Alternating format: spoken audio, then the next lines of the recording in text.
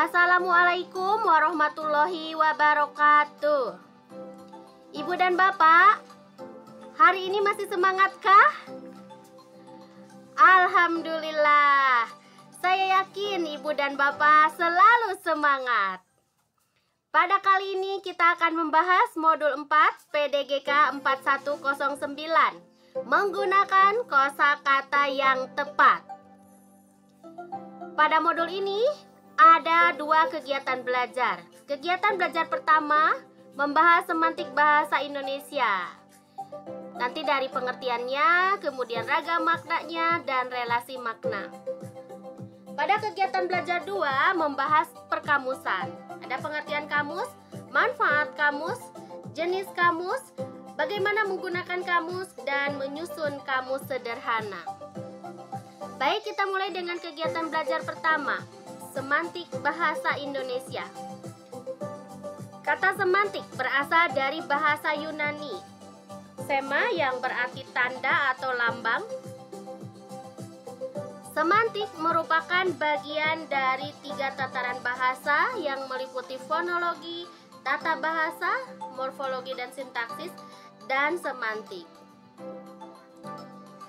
Dalam Kamus Bahasa Indonesia, semantik berarti ilmu tentang makna kata dan kalimat. Pengetahuan mengenai seluk-beluk dan pergeseran arti kata. Bagian struktur bahasa yang berhubungan dengan makna ungkapan atau struktur makna suatu wicara. Menurut Samsuri dalam Yudi Cahyono, orang tidak mungkin mengganti urutan bunyi bagi konsep-konsep yang ada tanpa persetujuan dari anggota masyarakat pemakai bahasa. Nah, ini berhubungan dengan makna semantik dalam anggota masyarakat.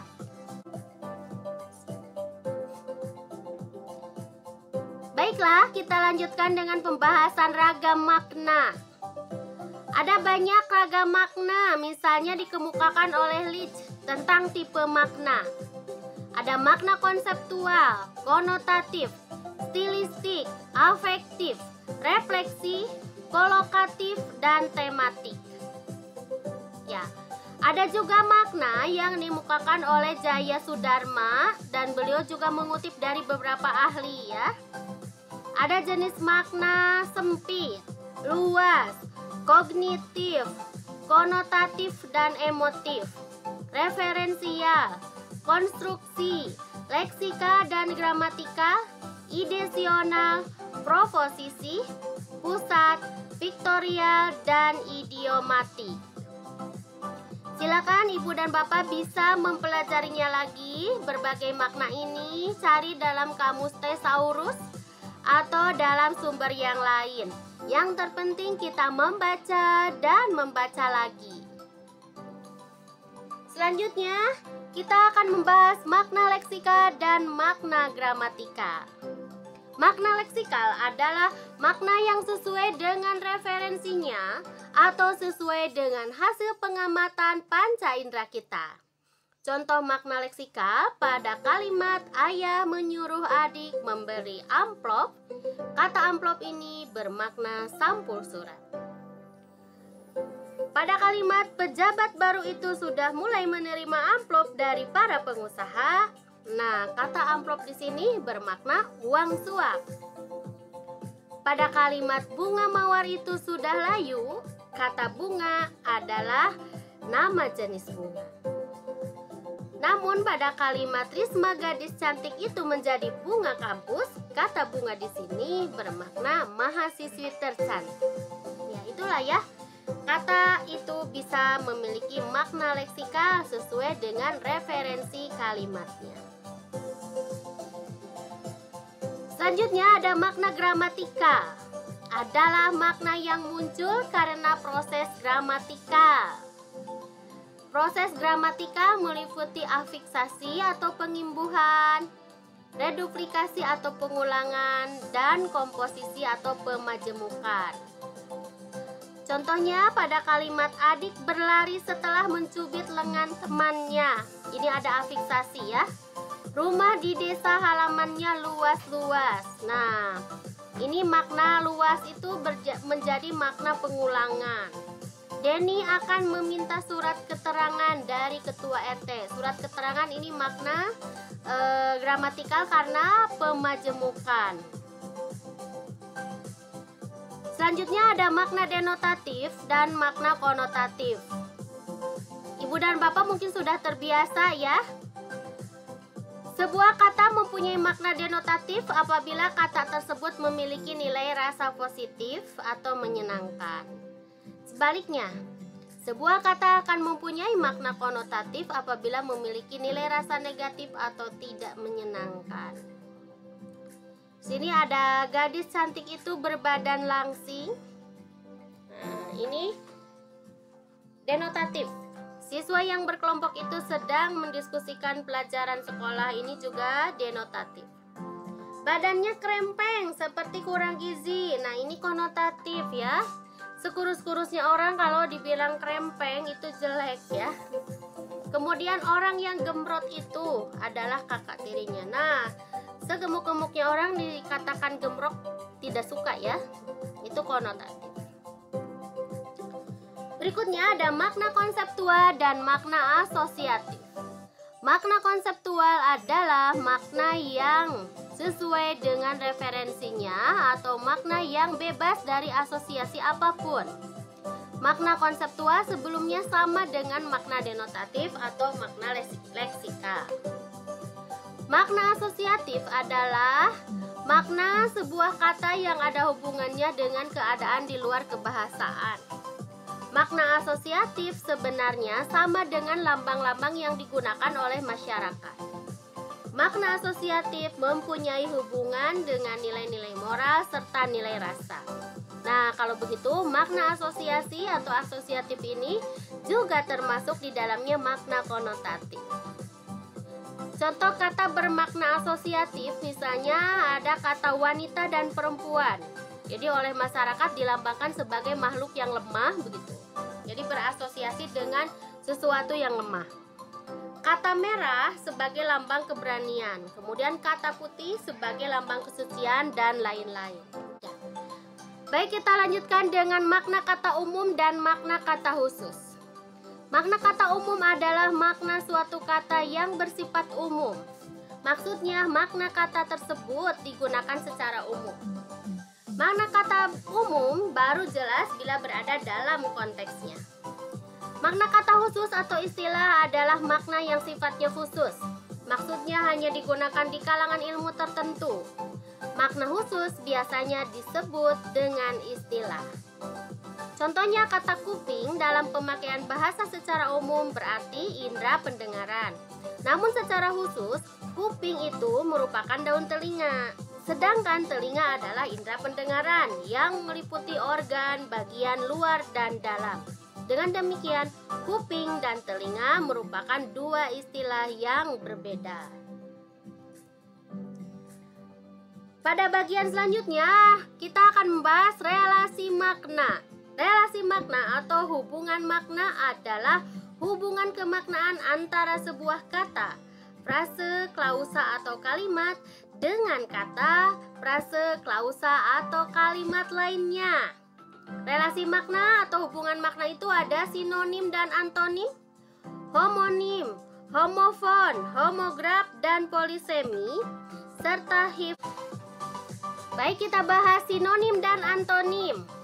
Sinonim merupakan ungkapan dapat berupa kata, frase, atau kalimat yang maknanya kurang lebih sama dengan makna ungkapan lain. Contohnya berkaca dan bercermin, aku dan saya, datang dan tiba, dan lain-lain. Antonim merupakan ungkapan biasanya berupa kata tetapi juga berupa frase atau kalimat yang dianggap bermakna kebalikan dari ungkapan lain. Contohnya hidup dan mati, tinggi dan rendah, penjual dan pembeli, dan lain-lain. Ada homonim, homofon, homograf, dan polisemi. Homonim merupakan kata yang sama lafal dan ejaannya tetapi berbeda makna. Misalnya bisa yang artinya dapat serta bisa pada ular. Homofon adalah kata yang sama lafalnya tetapi beda ejaan dan maknanya. Contohnya masa dan masa ya. Kemudian ada sanksi dan sanksi. Kemudian polisemi adalah satuan bahasa terutama kata atau frase yang memiliki makna lebih dari satu. Matang misalnya, itu maknanya bisa banyak tergantung kalimatnya ya. Mogok, operasi, dan lain-lain. Hiponim berasal dari bahasa Yunani kuno, kata anoma yang berarti nama dan hipo yang berarti di bawah. Nah, ini contohnya warna. Jadi ada nama-nama ya di balik di bawah nama tersebut. Warna kan banyak jenisnya, merah, kuning, hijau, di langit yang biru, dan lain-lain.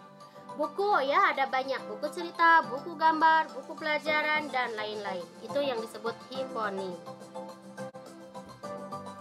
Baik, kita lanjutkan pada kegiatan belajar 2 tentang perkamusan. Kata kamus dipinjam dari istilah bahasa Arab komus, yang berarti dari bahasa Yunani juga okeanus yang berarti lautan.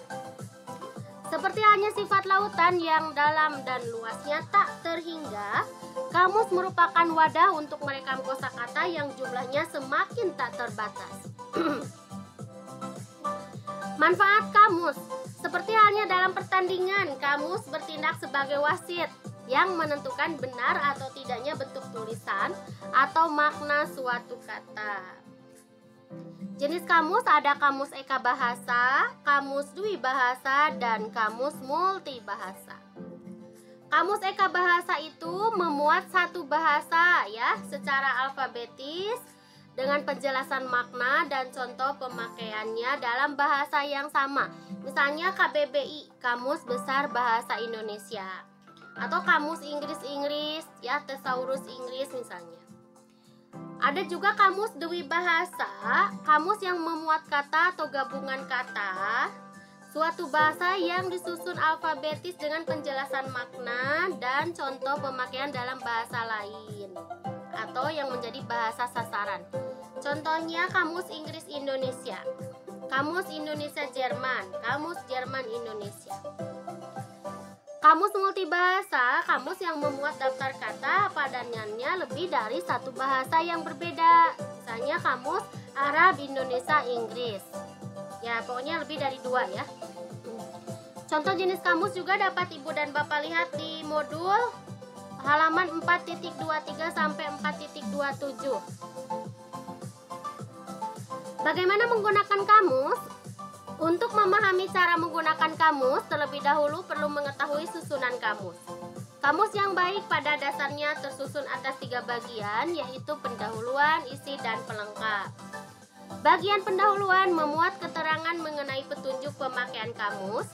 Bagian isi kamus memuat keterangan tentang ejaan resmi, baik mengenai penulisannya maupun pemenggalan kata, aksen, atau ucapan jenis kata.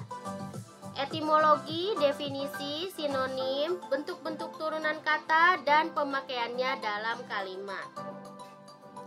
Bagian pelengkap berisi tentang kata atau ungkapan daerah, kata atau ungkapan asing, singkatan dan akronim, aksara daerah, aksara asing, nama negara, ibu kota dan bahasa, sukatan dan timbangan, nama daerah, data jumlah penduduk, bintang dan tanda kehormatan, lambang komunikasi, lambang matematika, dan lambang unsur kimia. Menyusun kamus sederhana, ini ada tahapannya. Tahap-tahap yang menyusun kamus itu adalah persiapan, pengumpulan data, pengolahan data. Dalam pengolahan data juga ada pemeriksaan ulang, urutan abjad, penyeleksian data, klasifikasi data, pemberian definisi, penyuntingan hasil pemberian definisi. Lalu pengetikan kartu induk, penyusunan kartoteks, pengetikan naskah, koreksi naskah, cetak coba, koreksi cetak coba, dan reproduksi kamus. Ini sangat lama ya menyusun kamus juga ya.